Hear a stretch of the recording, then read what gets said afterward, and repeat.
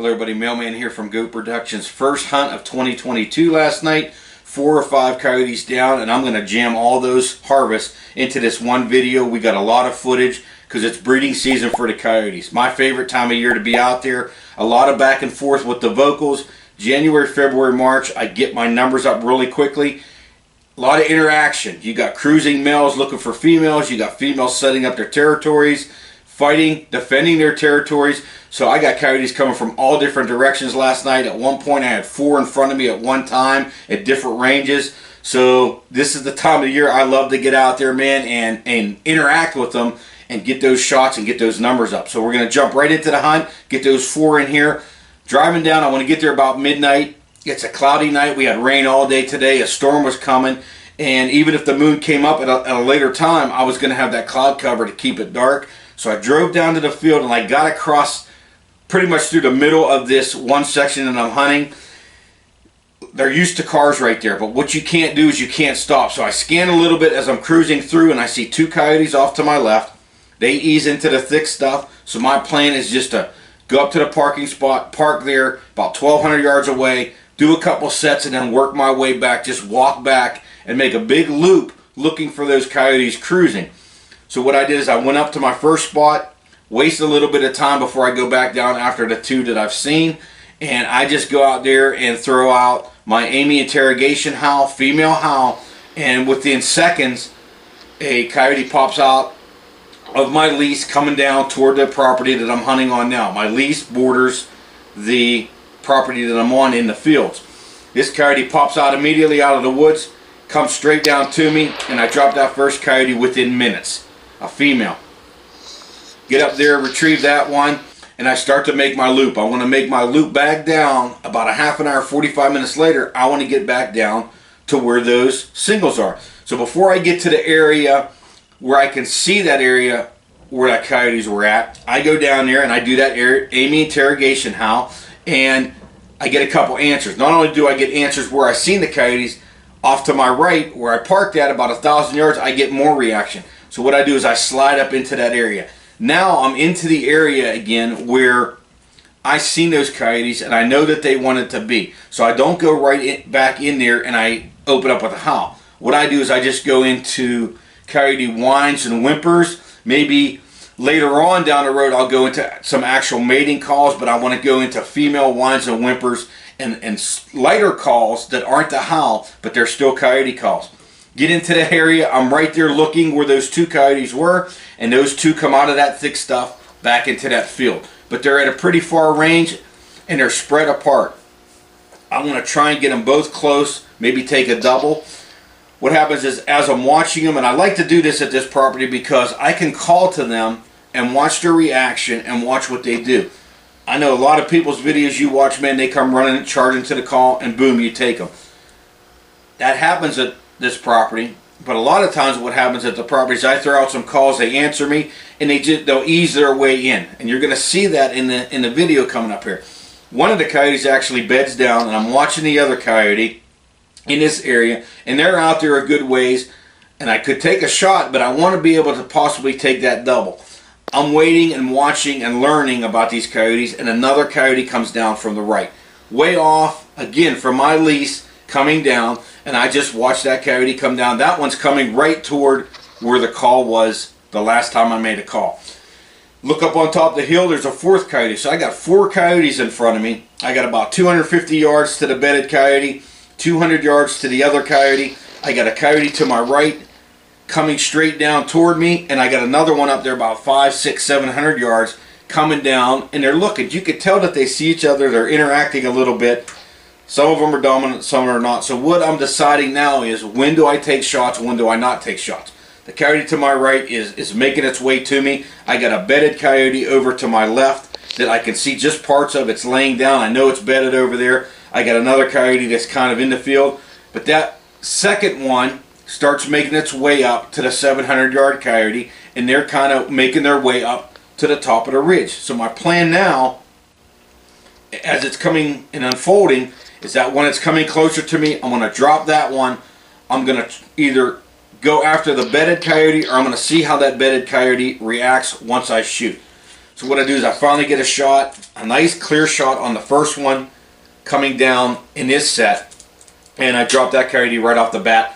I immediately swing over and I watch the reaction of the bedded coyote, and I want to watch the reaction of the other two. The bedded coyote gets up and goes off to my left a little bit more, but doesn't go the whole way into that thick stuff. I look back up to the top of the hill. The two up top start going back and forth, kind of reacting to the shot, but I just wait. I'm very patient right here. That coyote to my left beds back down. Watch that one bed back down. The other two go back up to the top of the hill and give me another scenario. How am I going to approach this now to go after those two? So what I do is I wait and I go out to recover my first one. But as I'm recovering my first one, I'm watching that coyote to my left that bedded down. I'm watching it with my scanner. I go out, recover that coyote, take a picture, and I start to move toward that bedded coyote. I wait for that head to go down and I move out there. As I get into a range, whenever I want to take a shot at that bedded coyote, I'm still looking up the top of that hill to those coyotes that were 500, 600, 700 yards away. Are they coming back down? I don't see them anymore, but I know that they're up on top of the hill, way up on the wood line. I got a bedded coyote in front of me, and so what do I do now? Throw my call down there and get ready on my tripod, and I put killdeer distress on it. A lot of killdeer in the area, and as I'm stalking, sometimes killdeer will take off, and I see them with my thermal as I'm scanning. Throw that killdeer distress on, and I turn it off. That coyote gets up out of its bed and immediately runs a little bit, but it takes a stop just enough for me to get on it. I hit it one time and it runs off, and I roll that coyote. So 2 for 2 on the coyotes on the bottom of the field. Go over, take a picture of that one, and I know what my next step is. I got 3 coyote down already. I'm heading to the top of that field after that set, or those 2 that went up on top of the field.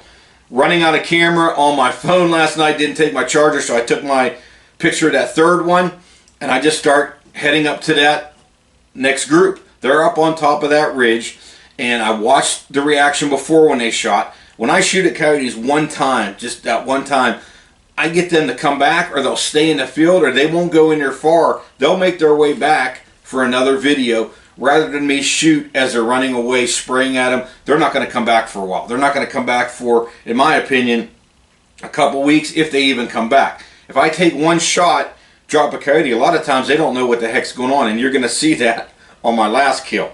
So I finally get up into that top area. I'm working the valley up to the top, and I'm going to pop up on the flats. So I got flats on both sides of me. I'm working that valley up, and I get up into an area, and I see one of the 2 coyotes down in the valley ahead of me.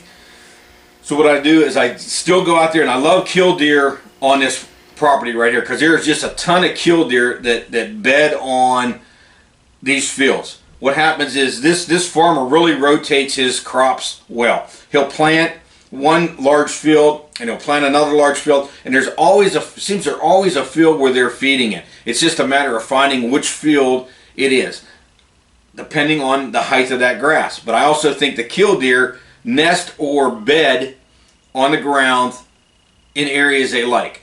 So I get up there, killdeer distress, and I cut it off. I like these coyotes coming in nice and slow. I don't want them running in. They don't tend to charge in on this area. So they've been hunted so hard on this area that they don't tend to charge in. So I put that killdeer distress out, shut it off, and that coyote works its way down, and you're going to see me take a miss. Straight on that coyote, straight looking at me, and I must have been a little bit to the right, pulled a little bit to the right, but that coyote, when the bullet hits behind it, it runs toward me and turns around and looks, and I take my last drop shot of the night, and I hit that coyote right there in that field, and that was a great night right there. 4 or 5. I did a little bit of scouting on the way home, checking some fields, but I just wanted to get home last night. 4 was a great start to the 2020. We're going to get back out there now because breeding season is in. I'm hitting all my properties full bore, because the cruising coyotes are not the resident ones. There's a lot of them moving in and out of there, so you're really not going to mess up your areas. I'm hitting it a lot. We got the Thor 4 right now we're working with, but I'm going to switch up some things now, and we're going to go into night vision. We're going to bring you a lot of night vision footage, and I'm also going to jump into the longer range. I want the 5x15 LTV, the X-Sight LTV. I'm going to try and get out there 200, 300, 400 yard shots and I'm going to range with the binocs. I'm going to see if I can take some longer shots. Working on a bolt action rifle. We're going to get back into the bolt action instead of the ARs and maybe shoot a little bit longer range. That's coming up. Stay tuned. I'm going to bring you night vision footage after that. SHOT Show is next week. So be out in Vegas and take a week off. We're going to go out there and see what ATN is introducing. Then we're going to be back. We're going to hit those night vision kills. We're going to bring you a lot of good footage with the ATN X-Sight LTVs.